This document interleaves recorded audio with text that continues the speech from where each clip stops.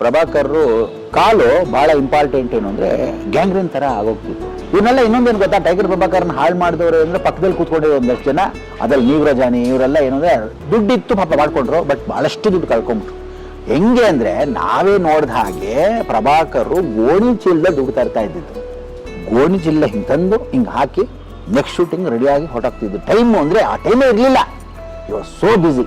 ಸಾಧಾರಣವಾಗಿ ಫಿಲ್ಮ್ ಇಂಡಸ್ಟ್ರಿಯಲ್ಲಿ ಒಂದು ಡಿಪ್ರೆಷನ್ಗೆ ಕೆಲವರೆಲ್ಲ ಹೋಗ್ಬಿಡ್ತಾರೆ, ಕೆಲವರು ಕುಡ್ದು ಹಾಳು ಮಾಡ್ಕೊತಾರೆ, ಕೆಲವರು ಪಕ್ಕದಲ್ಲಿ ಇದ್ದ ಹೆಗ್ಗಣಗಳು ಹಾಳು ಮಾಡುತ್ತೆ. ನನ್ಗೇನು ಅಂದರೆ 33 ಜನ ಗುರುಗಳು 33 ವಿದ್ಯೆ ಹೇಳ್ಕೊಟ್ಟಿದ್ದಾರೆ. ಅದರಲ್ಲಿ ಒಂದು ವಿದ್ಯೆ ಇಸ್ ಅಸ್ಟ್ರಾಲಜಿಕಲ್. ಅದರಲ್ಲಿ ನನಗೆ ಪಾಮಿಸ್ಟ್ರಿ ಸಪರೇಟ್, ಮುಖ ಸಾಮುದ್ರಿಕ ಸಪರೇಟ್, ಹಸ್ತ ಸಾಮುದ್ರಿಕ ಸಪರೇಟ್, ಇದೆಲ್ಲ ನನಗೆ ಬೇರೆ ಬೇರೆ ವಿದ್ಯೆ ಬೇರೆ ಬೇರೆ ಹೇಳ್ಕೊಟ್ರು. ನಮ್ಮೂರು ಮಂಡ್ಯದಲ್ಲಿ ನಾನು ಬಂದು ಪ್ರೊಡಕ್ಷನ್ ಇನ್ಚಾರ್ಜ್ ಆಗಿಬಿಟ್ಟಿದೆ. ಎಂಟೈರ್ ಫೈನಾನ್ಸು ಇವ್ರಿಗೆಲ್ಲ ದುಡ್ಡು ಕೊಡೋದು ಮಾಡೋದು. ಯಾಕಂದ್ರೆ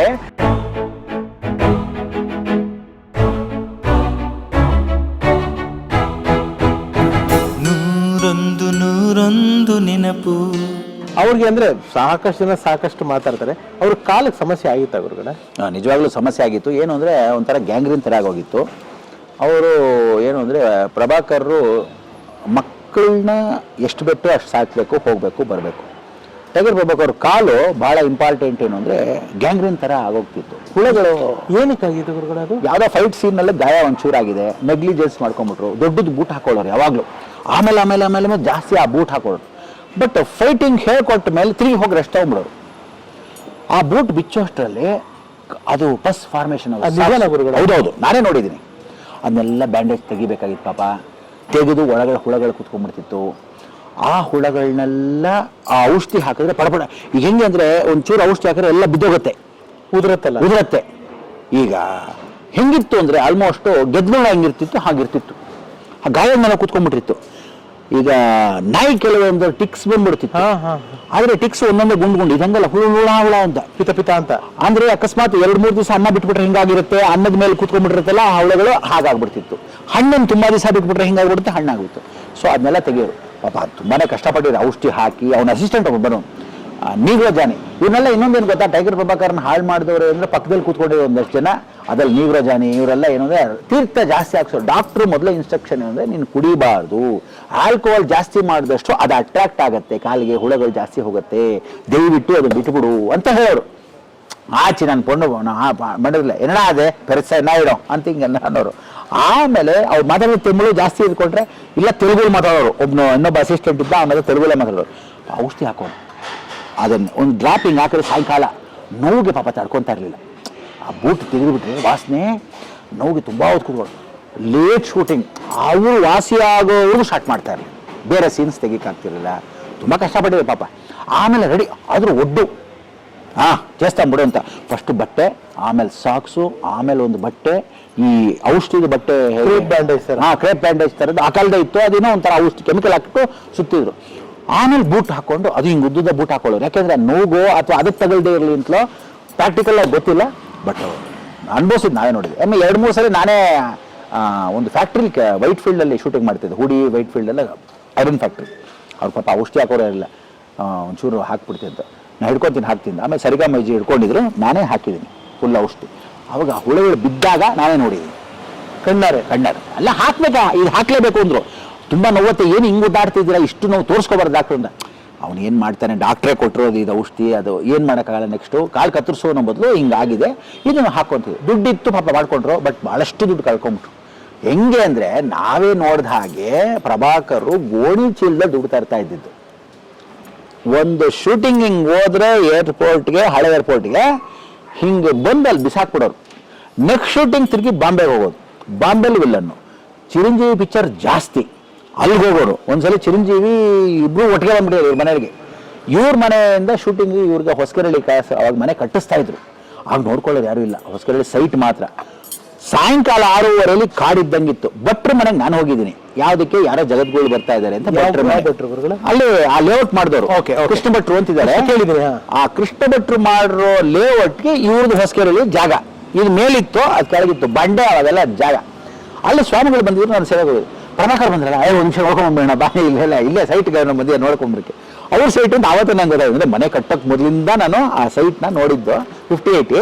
ಸರಿ, ಆ ಟೈಮಿಗೆ ನೋಡ್ಕೊಂಡ್ಬಂದಾಗ ಸೈಟು ಅಲ್ಲಿ ಬಂದಿದ್ರು. ಚಿರಂಜೀವಿಗೆ ಬಂದು ಕರ್ಕೊಂಬಂದು ತೋರಿಸಿ ಸಾಯಂಕಾಲ 6:45 సైట్ కడుతున్నాడు ఇట్లా కట్టరా నువ్వు ఇట్ల నుంచి ఇక్కడ స్విమ్మింగ్ పూల్ ఇక్కడ వస్తుంది నాకు స్విమ్మింగ్ పూల్ ఇట్లా వస్తుంది ಅವನು ಹೇಳ್ತಾ ಇದ್ದಿದ್ದು ಆಮೇಲೆ ಇಬ್ಬರು ಕಾರಲ್ಲಿ ಹೊಟ್ಟೋದ್ರು ಅಂತ ಇಟ್ಕೋ ಹಳೇ ಬೆನ್ಸ್ ಕಾರ್ ಅದು ಸರಿ ಅದ್ರಲ್ಲಿ ಹೋದ್ರು ಸೊ ಆ ಟೈಮ್ಗೆ ಏನು ಅಂದರೆ ಈ ದೇವಸ್ಥಾನಕ್ಕೆ ಚಿರಂಜೀವಿ ಬಂದು ಒಂದು ಅಷ್ಟು ಸಂಪಾದನೆ ಮಾಡೋರು ಪ್ರಭಾಕರ್ ಅವರು ಅವಾಗ ತಂದು ದುಡ್ಡು ತೊಗೊಂಬಂದಾಗ ಗೋಣಿ ಜಿಲ್ಲೆ ಹಿಂಗೆ ತಂದು ಹಿಂಗೆ ಹಾಕಿ ನೆಕ್ಸ್ಟ್ ಶೂಟಿಂಗ್ ರೆಡಿಯಾಗಿ ಹೊರಟಾಗ್ತಿದ್ದು ಟೈಮು ಅಂದರೆ ಆ ಟೈಮೇ ಇರಲಿಲ್ಲ ಇವಾಗ ಸೋ ಬ್ಯುಸಿ ಅಂಥ ವ್ಯಕ್ತಿ ಪಾಪ ಏನು ಅದು ಭಾಳಷ್ಟು ಪಕ್ಕದಲ್ಲಿ ಕೂತ್ಕೊಂಡವ್ರು ಹಾಳು ಮಾಡಿದ ಇನ್ನೊಂದು ರಘು ಹೇಳ್ತೀನಿ ಸಾಧಾರಣವಾಗಿ ಫಿಲ್ಮ್ ಇಂಡಸ್ಟ್ರಿಯಲ್ಲಿ ಒಂದು ಡಿಪ್ರೆಷನ್ಗೆ ಕೆಲವರೆಲ್ಲ ಹೋಗ್ಬಿಡ್ತಾರೆ ಕೆಲವರು ಕುಡ್ದು ಹಾಳು ಮಾಡ್ಕೊತಾರೆ ಕೆಲವರು ಪಕ್ಕದಲ್ಲಿ ಇದ್ದ ಹೆಗ್ಣಗಳು ಹಾಳು ಮಾಡುತ್ತೆ ಅಂದರೆ ಇವ್ರನ್ನ ಹಾಳು ಮಾಡಿಸೇ ಎಷ್ಟೋ ಜನ ಸಾಯಿಸ್ಬಿಟ್ರು ಸೊ ಅದೇನು ಅಂದರೆ ಆ ಕೊರಗು ಅನ್ನೋದು ಇರುತ್ತಲ್ಲ ಆ ಟೈಮ್ ನೀವು ಚೇತರಿಕೆ ಕೊಡದೇ ಇದ್ರೆ ನಾನು ಎಷ್ಟೋ ಸಲ ನೋಡ್ತೀನಿ ಅವ್ನು ಸೂಸೈಡ್ ಮಾಡ್ಕೊಂಬಿಟ್ಟ ಇವ್ನು ಸೂಸೈಡ್ ಮಾಡ್ಕೊಂಡ ಆ ರಿಯಲ್ ಫ್ಯಾಕ್ಟ್ ಏನು ಅಂದರೆ ಅವ್ನು ಸೂಸೈಡ್ ಮಾಡ್ಕೊಳ್ಳೋ ಮಟ್ಟಿಗೆ ಹೋದಾಗ ಅಂದರೆ ಅವನಿಗೆ ಧೈರ್ಯ ಇರಲ್ಲ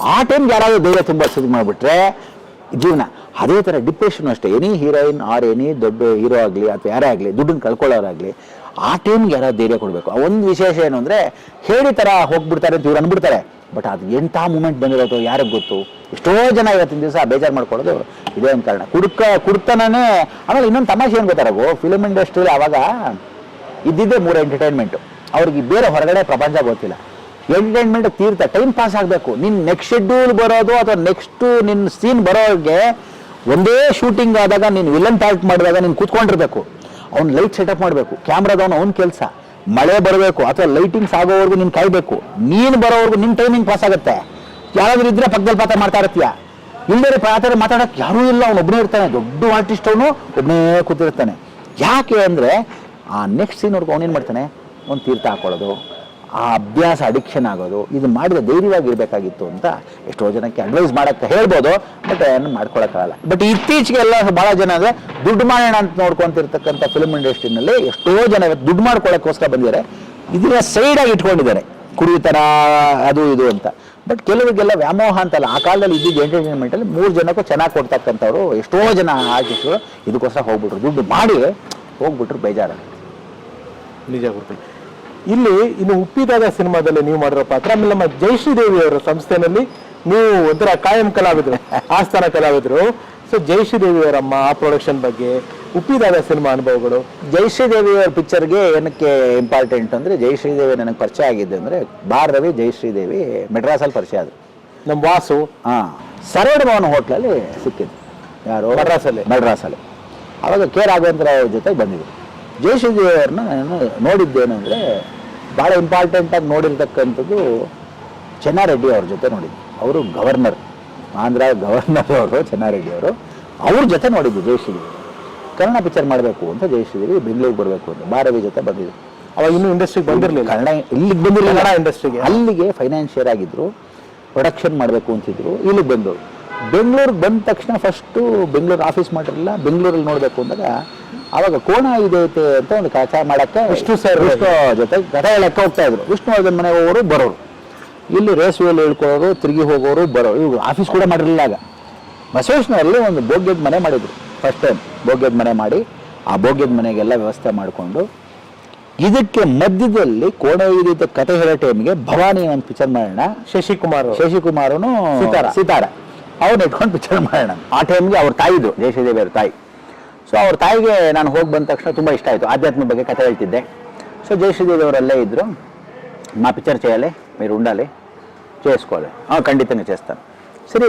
ಭಾರವಿ ಕತೆ ನೀವು ನೋಡಿದ್ರೆ ಹೆಂಗಿದೆ ಗೊತ್ತಾ ಒಳ್ಳೆ ದೈವಾನುಗ್ರಹ ದೈವ ಕಳೆ ಅವ್ರಿಗೆಲ್ಲ ನಾನು ಪಿಕ್ಚರ್ ಮಾಡಿರೋದು ಗೊತ್ತಿಲ್ಲ ಸರಿ ಆಯಿತು ಹೊಸದವ್ರಿಗೆ ಸರಿ ಬಟ್ ನಾನು ಅಲ್ಲಿ ಮೆಡ್ರಾಸಲ್ಲಿ ಮೀಟ್ ಮಾಡಿದ್ದು ಇಲ್ಲಿ ಬಂದುಬಿಟ್ರಲ್ಲ ಸರಿ ಆಯಿತು ಆಫೀಸ್ ಮಾಡ್ತಾ ಇದ್ದೀನಿ ರೇಸ್ ವ್ಯೂ ಮಾಡಿ ಮೇಲೆ ಆಫೀಸು ಅಹೂಜಾ ಚೇಂಬರ್ಸು ವಾಸ್ತು ನೀನು ನೋಡಬೇಕು ಅಷ್ಟೇ ಫಸ್ಟ್ ವಾಸ್ತು ನೋಡಿದ್ದು ನಾನೇ ಅಲ್ಲಿ ಎಲ್ಲ ಹಿಟ್ಟಾಗತ್ತೆ ಚೆನ್ನಾಗಿದೆ ಆ ಆಫೀಸ್ ಬಿಡೋವರೆಗೂ ಚೆನ್ನಾಗಿದ್ರು ಯಾವಾಗ ಎಕ್ಸ್ಟೆನ್ಷನ್ ಮಾಡಿ ಇನ್ನು ಸ್ವಲ್ಪ ದೊಡ್ಡದಾಗಿ ಮಾಡೋಣ ಬಂದವ್ರಿಗೆ ಡಿಸ್ಕಷನ್ ಜಾಗ ಬೇಕು ಅಂದ್ಬಿಟ್ಟು ಎದುರು ಅದೇ ಆಫೀಸ್ನ ಎದುರು ಭಾಗದಲ್ಲಿ ಒಬ್ಬನ ಖಾಲಿ ಮಾಡಿ ಅದು ತಗೊಂಡ್ರು ಯಾವಾಗ ದಕ್ಷಿಣ ಬೆಳೆಸಿದ್ರು ಅಲ್ಲಿಂದ ಡೌನ್ ಫ್ಲಾಟ್ ಸ್ಟಾರ್ಟ್ ಆಗುತ್ತೆ ಆಗ ಭವಾನಿ ಪಿಕ್ಚರ್ ನಾನು ಕ್ಯಾರೆಕ್ಟ್ ಮಾಡಿದೆ ಉಮಾಶ್ರೀ ನಾನು ಶಶಿಕುಮಾರು ಸಿತಾರಾ ಮಾಡಿದ್ರು ಅವಾಗ ಊರೇ ದಂಗೆ ಅಂತ ಉಮಾಶ್ರೀನೇ ಹಾಡಿರೋದು ಅದು ಅವರೇ ಸಿಂಗಿಂಗ್ ಅವ್ರ ಕೈಲಿ ಹಾಡಿಸಿರೋದು ಬಹಳ ಚೆನ್ನಾಗಿದೆ ಅದು ಇವರೇ ಬರ್ದಿರೋದು ಯಾರು ಬಾರವಿ ಕನ್ನಡ ಹಾಡನ್ನ ಫಸ್ಟ್ ಹಾಡನ್ನ ಅರ್ಥ ಕೇಳ್ಕೊಂಡು ಬಾರವಿ ಬಹಳ ಬುದ್ಧಿವಂತರು ಬುದ್ಧಿವಂತರು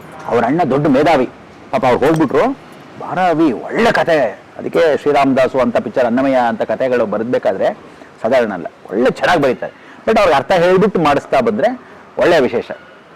ಅದಕ್ಕೆ ವೈಷ್ಣವ ಸಂಪ್ರದಾಯದಲ್ಲಿ ಕೃಪಾಶೀರ್ವಾದ ಬಹಳಷ್ಟು ಇದೆ. ಅಂದರೆ ಸರ್ವಜ್ಞಾನ ಅಂದರೆ ಭಾರವಿ ಅಂತ ಹೇಳ್ಬೋದು. ಭಾರವಿನ ದತ್ತು ಅಂತ ತಗೊಂಡ್ರು ಜಯಶ್ರೀದೇವಿ. ಮಾನಸಪುತ್ರ. ನನಗೆ ಯಾರು ಮಕ್ಕಳಿಲ್ಲದೆ ಇರೋದನ್ನ ನೀನೇ ಮನೆ ಮಗ ಕಡೆ ಅಂತ. ಅವ್ರು ಬ್ರಾಹ್ಮಣ ಕುಟುಂಬ. ಇವರು ವಿಶೇಷವಾಗಿರ್ತಕ್ಕಂಥ ನಾಯ್ಡೋಸು ಅಂದರೆ ಕಮ್ಮವಾರಿ ಅಂತ ಜಯಶ್ರೀದೇವಿ ಆ ಥರ ಒಂದು ಕುಟುಂಬಕ್ಕೆ ರಾಜಮಂತನ ಚೌಧರಿಗಳು, ಹೇಮ ಚೌಧರಿ ವಂಶದ ಬೇರೆ, ಇವ್ರದೇ ಒಂದು ಕುಟುಂಬ ಬೇರೆ. ಸರಿ ಆಯಿತು ಇದ್ದು. ಆಗ ಚೆನ್ನಾರೆಡ್ಡಿ ಅವ್ರ ಜೊತೆ ಜಯಶ್ರೀದೇವಿ ಯಾವಾಗಲೂ ಇರ್ತಿದ್ರು. ಚೆನ್ನಾರೆಡ್ಡಿ ಅವ್ರಿಗೆ ಆಲ್ಮೋಸ್ಟ್ ಸಹಪಾಠಿಗಳಿದ್ದ ಹಾಗೆ. ಏನು ಅಂದರೆ you are my first lover ಅನ್ನೋ ಥರ. ಓಹೋ. ಸೊ ಆ ಟೈಮ್ಗೆ ಇದ್ದಿದ್ದು. ಸೊ ಜಯಶ್ರೀದೇವಿ ಅವ್ರ ಮುಖಾಂತರನೇ ಆ ದುಡ್ಡು ಏನೇ ಫಿಲ್ಮ್ ಫೈನಾನ್ಸ್ ಆಗಲಿ ಏನೇ ಮಾಡಲಿ ಇವ್ರ ಮುಖಾಂತರನೇ ಮಾಡಿಸೋರು ಆಂಧ್ರ ಪಿಕ್ಚರ್ಸ್ಗೆಲ್ಲ. ಸೊ ಅಲ್ಲಿ ನನಗೆ ಒಂದ್ಸಲಿ ಏನು ಮಾಡಿದ್ರು, Jayashreedevi picture Mohan Babu picture production ಮಾಡೋಣ ಪಿಕ್ಚರು. ವಿಜಯಶಾಂತಿನೂ Mohan Babu hero heroine. Telugu picture, ಕತೆ ಭಾರವಿನೇ. ಇವರು ಯಾಕೆ ಕನ್ನಡಕ್ಕೆ ಬಂದರೂ ಗೊತ್ತಾಗಿಲ್ಲ ಆ ಟೈಮ್ ಕರೆಕ್ಟಾಗಿ. ಚೆನ್ನಾರೆಡ್ಡಿ ಅವರು ಇನ್ನೂ ಇದ್ದರು. ಇವ್ರು ಕನ್ನಡ ಪಿಕ್ಚರ್ ಭವಾನಿ ಪಿಕ್ಚರ್ ತೆಗೆದ್ರು. ಕೋಣ ಇದೈತೆ ಫಸ್ಟ್ ತೆಗೆಯೋಣ ಅಂತ ಶುರು ಮಾಡಿದ್ರು, ಭವಾನಿ ಆಮೇಲೆ ತೆಗೆಯೋಣ ಅಂತ. ಬಟ್ ಫಸ್ಟ್ ಬಂದಿದೆ ಕೋಣ ಇದೆ ತೆಗೆ. ಕೋಣ ಇದೆ ವಿಷ್ಣುವರ್ಧನ್ಗೆ ಅರ್ಥ ಚೆನ್ನಾಗಿದೆ. ಪಿಕ್ಚರು ಏನಾಗಿದೆ, ಒಂದು ಕೋಣದ ಮೇಲೆ ಕತೆ ಯಾವಾಗಲೂ ಸ್ಟಾರ್ಟಿಂಗ್ ತೆಗಿಬಾರ್ದು. ಜಯಶ್ರೀದೇವಿ ಡೈರೆಕ್ಷನ್ ಅಂತ ಶುರು ಮಾಡಿದ್ರು. ಅವ್ರು ಡೈರೆಕ್ಷನ್ ಆಗಿ ಬರಲ್ಲ ಅನ್ನೋದು ನನಗೂ ಅವಾಗ. ಅವ್ರು ನನ್ನ ಬಗ್ಗೆ ಗೊತ್ತಿಲ್ಲ, ಜಾತಕ ಹೇಳ್ತಾರಂತೆ ಇದಂತೆ. ನನಗೆ ಅವಾಗ ಫುಲ್ ವಿದ್ಯೆ ಇದೆ. ನಂದೇನು ಅಂದರೆ 33 ಜನ ಗುರುಗಳು 33 ವಿದ್ಯೆ ಹೇಳ್ಕೊಟ್ಟಿದ್ದಾರೆ. ಅದರಲ್ಲಿ ಒಂದು ವಿದ್ಯೆ ಇಸ್ ಅಸ್ಟ್ರಾಲಜಿಕಲ್. ಅದರಲ್ಲಿ ನನಗೆ ಪಾಮಿಸ್ಟ್ರಿ ಸಪ್ರೇಟ್, ಮುಖ ಸಾಮುದ್ರಿಕ ಸಪ್ರೇಟ್, ಹಸ್ತ ಸಾಮುದ್ರಿಕ ಸಪ್ರೇಟ್, ಇದೆಲ್ಲ ನನಗೆ ಬೇರೆ ಬೇರೆ ವಿದ್ಯೆ ಬೇರೆ ಬೇರೆ ಹೇಳ್ಕೊಟ್ರು. ಸೊ ಇವಾಗ ಅದು ಗೊತ್ತಿಲ್ಲ. ಆಮೇಲಿಂದ ಪ್ರೊಡಕ್ಷನ್ ಹುಡುಗರು ಎಲ್ಲ ಕೂತ್ಕೊಂಡಿದ್ರೆ, ನಾನು ಅಥವಾ ಲೈಟ್ ಅವರು ಕ್ಯಾಮ್ರಾದವ್ರು ಕೂತಿದ್ರೆ, ಮುಗಿದ ನನ್ನ ಟೈಮಿಂಗ್ ಇದೆ ಅಂತ ಹೇಳೋರು. ಇದನ್ನು ಎಲ್ಲರೂ ಹೋಗ್ಬಿಟ್ಟು ಅವನ ಹತ್ರ ಕೂತ್ಕೊಂತಾರಲ್ಲ ಅಂತ ಜಯಿಸಿದೆ. ಏನು ಬಾಲ್ ಗೊತ್ತಾ ನಿನಗೆ ಏನು ಕೆಲಸ ಅಂತ ಹೇಳಿದ್ರು. ಸರಿ ಆ ಟೈಮಿಗೆ ಸುವರ್ಣ ಕ್ಯಾಮ್ರಾಮನ್. ಸರಿ ಆ ಟೈಮಿಗೆ ವಿಷ್ಣುವರ್ಧನ್ಗೆ ಹೇಳೋ ಟೈಮ್ಗೆ ಇವ್ರು ಹೇಳಿ ಹೀಗೆ ಮಾಡಬೇಕು ಅಂತ. ಕೃಷ್ಣ ಅಂತಿದ್ದು ಕ್ಯಾಮ್ರಾಮನ್, ಅವನು ಇವರು ಎಲ್ಲ ಸೇರಿ ಮಾಡ್ತಿದ್ರು. ಆನಂದ್ ರಾಜು ಅಂತಿದ್ರು, ಅವ್ರು ಅಸೋಸಿಯೇಟ್ ಮಾಡಿದ್ರು. ಅವ್ರು ಡೈರೆಕ್ಷನ್ ಮಾಡಕ್ಕೆ ಮೊದಲು ಅಸೋಸಿಯೇಟ್ ಡೈರೆಕ್ಟರ್. ಏನೋ ರಾಕ್ಲೈನ್ ಪ್ರೊಡಕ್ಷನ್ ಒಂದು ಪಿಕ್ಚರ್ ತೆಗಿಬೇಕಾಯ್ತು ಆನಂದ್ ರಾಜು. ಯಾವುದೋ ಅಗ್ನಿ IPS, ಆನಂದ್ ಪಿ ರಾಜು. ಸರಿ ಆವಾಗ ಅಗ್ನಿ IPS ತೆಗಿಯೋಕ್ಕೆ ಮೊದಲು Anand P Raju associate director ಆಗಿದ್ರು. ಸರಿ ಜಯಶ್ರೀದೇವಿ ಹತ್ರ ಕೇಳಿ ಮಾಡಿ ಕತೆ ಎಲ್ಲ ಕೋಣ ಇದೈತೆ ಇಲ್ಲೇ ತೆಗೆಯೋಣ ಬೆಂಗಳೂರಲ್ಲಿ, ಕಂಠೀರವ ಸ್ಟುಡಿಯೋ ಆ ಕಡೆ ಈ ಕಡೆ ಎಲ್ಲ. ಅದೇನೋ ಕೋಣದ ಮೇಲೆ ಕತೆ ತೆಗಿಬೇಕು ಅಂತ ಹಿಂಗಾಗಿ ಅವ್ರು ಮಾಡಿಕೊಂಡು ಆಮೇಲೆ ಭವಾನಿ ಮಾಡಿದ್ರು. ಆಮೇಲೆ ನಾನು ಒಂದ್ಸಲ ಹೇಳಿದೆ, ದಯವಿಟ್ಟು ನೀವು ಡೈರೆಕ್ಷನ್ ಮಾಡಬೇಡಿ, ಪ್ರೊಡ್ಯೂಸ್ ಮಾಡಿ. ನೀವು ಒಂದು ಕೆಲಸ ಮಾಡ್ತೀನಿ, ನಿಷ್ಕರ್ಷ ಅಂತ ಪಿಕ್ಚರ್ ತೆಗಿಬೇಕು. ನೀವು ತೆಗೆದ್ರೆ ಎಲ್ಲ ದುಡ್ಡು ಹಾಕ್ತಿದ್ದೀರಾ, ಪೆದ್ದಗಚೆಲ್ಲ ಅಂತ ಯಾವಾಗಲೂ ಹೇಳ್ತೀರಾ. ನಿಷ್ಕರ್ಷ ಅಂತ ಪಿಕ್ಚರ್ ತೆಗಿಬೇಕು ಅಂತ అట్లాంటి పిక్చర్ తెలియదు. అట్లాంటి పిక్చర్ ఏమి ఆ డైరెక్టరే ఎక్కడున్నారు చెప్పండి మాట్లాడతాం. సరే ಆಯಿತು. ಹೊಸಕೆರೆಯಲ್ಲಿ ಕರ್ಕೊಂಡೋಗಿ ಸುನೀಲ್ ಕುಮಾರ್ ದೇಸಾಯಿ ನಾನೇ ಪರಿಚಯ ಮಾಡ್ತು. ನಮ್ಮೂರ ಬಂದವರ ಟೈಮ್ ಬಿಫೋರ್. ಬಟ್ ನಮ್ಮೂರ ಬಂದವರು ತೆಗಿತಾರೆ ಅಂತ ಪರಿಚಯ ಮಾಡಿಲ್ಲ. ತೆಗಿಯೋಣ ಈ ಥರ ಪಿಕ್ಚರ್ ಅಂತ. ನಿಷ್ಕರ್ಷ ಆ ಟೈಮ್ಗೆ ಏನು ಮಾಡೋದು, ಆವಾಗ ಸ್ಟುಡಿಯೋ ಇರಲಿಲ್ಲ. ಸುನೀಲ್ ಪುರಾಣಿಕ್ಕು ಅಲ್ಲೊಂದು ಸ್ಟುಡಿಯೋ ಮಾಡಿದ್ರು. ಅಲ್ಲಿ ಮೇಲೆ ಎಡಿಟಿಂಗ್ಗೋಸ್ಕರ ನಿಷ್ಕರ್ಷನ ಕೆಲವೊಂದು ಶಾರ್ಟ್ಸ್ ಅಲ್ಲಿ ಬಿಟ್ಟಿದ್ರು, ಕೆಲವೊಂದು ಶಾರ್ಟ್ನ ಪ್ರಸಾದಲ್ಲಿ ಇಟ್ಟಿದ್ರು, ಕೆಲವೊಂದು ಶಾರ್ಟ್ನ ಬೇರೆ ಬೇರೆ ಕಡೆ ಮಾಡಿಸ್ತಿದ್ರು. ಯಾರೋ ದೇಸಾಯಿ. ಆವಾಗ ಆಂಜನೇಯನ ಭಕ್ತರು ಅವರು. ಸರಿ ಹನುಮಗಿರಿ ಅಂತ ಇತ್ತು ಹೊಸಕೆರೆಹಳ್ಳಿಯಲ್ಲಿ. ಎಲ್ಲ ಗಿರಿಗಳು ಇದೆ. ದೇವಗಿರಿ ಅಂದರೆ ವೆಂಕಟೇಶ್ವರ, ಸ್ಕಂದಗಿರಿ ಅಂದರೆ ಸುಬ್ರಹ್ಮಣ್ಯ, ಹನುಮಗಿರಿ ಅಂದರೆ ಆಂಜನೇಯ, ಧರ್ಮಗಿರಿ ಅಂದರೆ ಈಶ್ವರ.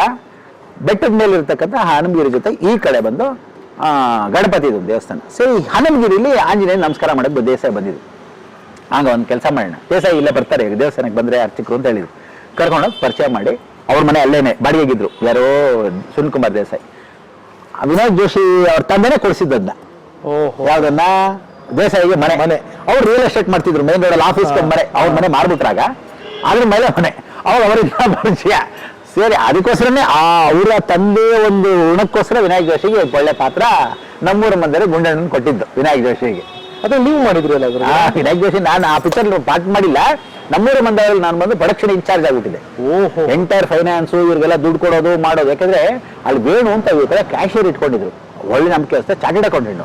ಅವ್ನು ಯಾರು ಕೊಡ್ಬೇಕು ಹೆಂಗ್ ಗೊತ್ತೆ, ಇವ್ರು ಹೆಂಗೆ ಅವ್ರು ಹೆಂಗೆ ಗೊತ್ತಿಲ್ಲ, ಕೊಡ್ಬೇಕು, ದುಡ್ಡು ಕೊಡ್ಬೇಕು ಅಷ್ಟೇ. ಸಾಯಂಕಾಲ ಆದ್ರೆ ಎಣಿಸ್ಬೇಕು. ಅವ್ರು ತಪ್ಪಿದ್ದಾಗ ಹೆಂಗೂ ಕೊಟ್ಬಿಡ್ತಿದ್ರು, ಮ್ಯಾನೇಜರ್ ಬಿಡೋರು ಜಾಸ್ತಿ ಕೊಡ್ಸೋರು. ಆವಾಗ ನನಗೆ ಅರ್ಥ ಆಯ್ತು, ಓ ಹಿಂಗೇನೋ ರವಿಚಂದ್ರನ್ ಮೋಸ ಮಾಡಿದ್ದು, ವೀರಸ್ವಾಮಿಗೆ ಮೋಸ ಮಾಡಿದ್ದು, ಯಾರೆಲ್ಲೋ ಕೊಟ್ಬಿಡ್ತು. ದುಡ್ಡು ಕೊಡೋನು ಯಾರೋ ಇದ್ದಾನೆ ಅಂದ್ರೆ ಬೋಳ್ಸೋದು ಹೆಂಗೆ ಅಂತ ಕಾಯ್ತಾ ಇರ್ತಾರೆ ಮ್ಯಾನೇಜರ್ಗಳು ಅಂತ. ಹಂಗೆ ಬೇಜಾರು. ಅಂದ್ರೆ ನಾನು ಹೇಳೋದು, ಒಂದು ಜೇನಿದೆ ಅಂದ್ರೆ ಸ್ವಲ್ಪ ತಿನ್ಬೇಕು, ಇರೋ ಬರೋ ಬಾಟ್ಲು ಗಿಟ್ಲ ನೆಕ್ಬಿಟ್ಟು ಮುಗಿಸ್ಬಿಡ್ತೀನಿ ಅಂತ ಮಾಡಬಾರ್ದು. ಬಟ್ ನಮ್ಮೂರು ಬಂದವರು ರಿಯಲಿ ಗ್ರೇಟ್.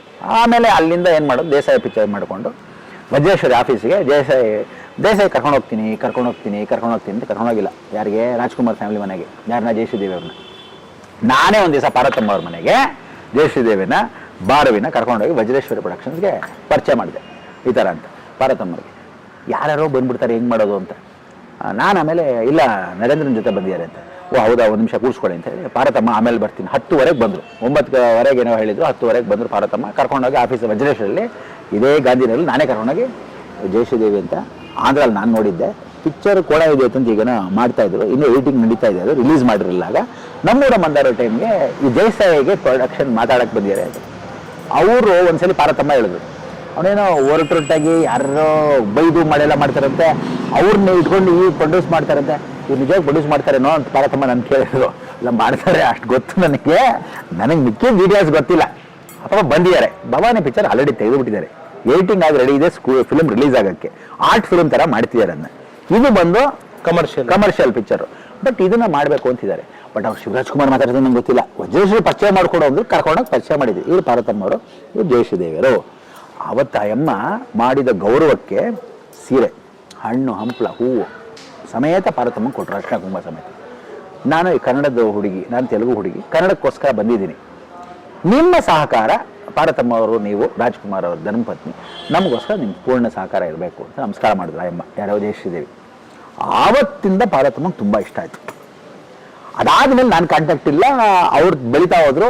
ಜಯಶ್ರೀದೇವಿ ಮಧ್ಯೆ ನಾನು ಮರ್ತಾ ಹೋಗೋರು. ಏನೋ ತಮ್ದೆಲ್ಲ ದೊಡ್ಡ ಕಾಂಟ್ಯಾಕ್ಟ್ ಆಗಾದ್ಮೇಲೆ ಬ್ರಹ್ಮಾಂಡ ಗುರುಗಳಿಗೆ ಮರ್ತೋದ್ರು. ಅವಾಗ ನಾನು ಬೈ ನರೇಂದ್ರ ಅಲ್ವಾ ಮರ್ತೋದ್ರು.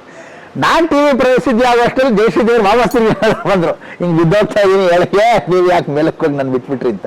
ಬಿಟ್ಟವ್ರು ನೀವು, ನಾನೆಲ್ಲಿ ಬಿಟ್ಟೆ ಅಂತೇಳಿ ಹೇಳಿದೆ. ಸೊ ಹಾಗೆ ಫಿಲಮ್ ಇಂಡಸ್ಟ್ರಿಲಿ ಜಯಶ್ರೀದೇವಿ ಅವರು ಪರ್ಮನೆಂಟ್ ಬ್ಯಾನರ್ ಅಂದರೆ ಎಲ್ಲ ಪಿಕ್ಚರ್ಗೆ ಮುಹೂರ್ತ. ಈ ಹೀರೋನ್ ಹಾಕೊಂಡ್ರೆ ಟೈಮ್ ಚೆನ್ನಾಗಿದೆ, ಈ ಹೀರೋಯಿನ್ ಹಾಕೊಂಡ್ರೆ ಚೆನ್ನಾಗಿದೆ. ಅವ್ರು ಕೇಳೋರು, ಈ ಹೀರೋಯಿನ್ ಹಾಕೊಂಡ್ರೆ ಇವ್ರ ಕಾಂಬಿನೇಷನ್ ಓಕೆನಾ ಅಂತ. ಇವ್ರ ಟೈಮ್ ಚೆನ್ನಾಗಿದೆ, ಇವ್ರ ಟೈಮ್ ಚೆನ್ನಾಗಿಲ್ಲ ಅಂತ ಅದು ಕೇಳ್ಕೊಂಡು ಮಾಡಿ ಮಟ್ಟ ವ್ಯವಸ್ಥೆ ಆಗ್ತಿತ್ತು. ಸೊ ಒಬ್ರಿಗೊಬ್ಬರನ್ನ ಪರಿಚಯ ಮಾಡಿ ವ್ಯವಸ್ಥೆ ಮಾಡಿಕೊಡಿ. ಸೂಪರ್ ಗುರುಗಳೇ, ಇವಾಗ ಮತ್ತೆ ಸಿನಿಮಾಯಿಂದ ನಾನು ನಿಮ್ಮ ವಿಚಾರಕ್ಕೆ ಬರೋದಾದ್ರೆ, ನಾನು ಅಲ್ಲಿ ಇಲ್ಲಿ ಎಲ್ಲ ಕಡೆ ಸ್ವಿಚ್ ಓವರ್ ಮಾಡ್ತಾ ಇದ್ದೀನಿ. ನಿಮ್ಮ ವಿಚಾರಕ್ಕೆ ಅಂದ್ರೆ 33 ವಿದ್ಯೆಗಳನ್ನ ಕಲ್ತ್ರಿ ಒಬ್ಬರೊಬ್ರು ಗುರುಗಳ ಹತ್ರ ಅಂತ ಹೇಳಿದ್ರೆ, ಅಂದ್ರೆ ಈ ಅಸ್ಟ್ರಾಲಜಿ ಅನ್ನೋದು ಅಥವಾ ಈ ಪಾಮಿಸ್ಟ್ರಿ ಅನ್ನೋದು ಇಲ್ಲ ಫೇಸ್ ರೀಡಿಂಗ್ ಅನ್ನೋದು ಕೆಲವರು ಹೇಳ್ತಾರೆ. ಅಂದ್ರೆ ಗುರುಗಳೇ, ನಾನು ನೇರ ಪ್ರಶ್ನೆ ಇದನ್ನ, ಯಾಕೆಂದ್ರೆ ಇದೊಂದು ನನ್ನ ಒಳಗಡೆ ಇರೋ ಡೌಟ್ ನಾನು ನೇರ ಮಾಡ್ಕೊತಾ ಇದ್ದೆ. ಈಗ ಕೆಲವರು ಒಂದು ವಾದ, ಎಲ್ಲರ ವಾದ ಅಂತ ನಾನು ಹೇಳಲ್ಲ, ಒಂದು ಗುಂಪಿನ ವಾದ, ಅಸ್ಟ್ರಾಲಜಿಕರು ನಾಸ್ತಿಕರು ಇದೇ ಇರ್ತಾರೆ. ಹೆಣ್ಣು ಗಂಭೀರವಾಗಿ ನಡ್ಕೊಂಡು ಹೋಗ್ಬೇಕು. ಹೀಗೆ ನಡೀತಾಳೆ, ಕಾಲು ಹೀಗೆ ನಡೀತಾಳೆ, ಮನೆ ತೊಳೆದು ಬಿಡ್ತಾಳೆ ಅಂತ. ಅವಳು ಹೀಗೆ ನಡೀತಾಳೆ. ಹೀಗೆ ನಡೆದ್ರೆ ಸಂಸಾರನ ಹೇಗಾದ ತೂಗ್ತಾಳೆ ಅಂತ.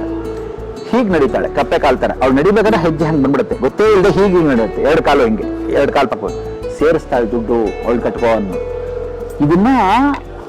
ಅದನ್ನ ನೋಡಿ ಹೆಂಗಸರು ಕಾಲು ಎತ್ಕೊಂಡು ನಡಿ ಅನ್ನೋರು ಹೇಳೋರು. ಇದನ್ನೆಲ್ಲ ಸೀಕ್ರೆಟ್ ಹೇಳ್ಕೊಡ್ತೀರಾ.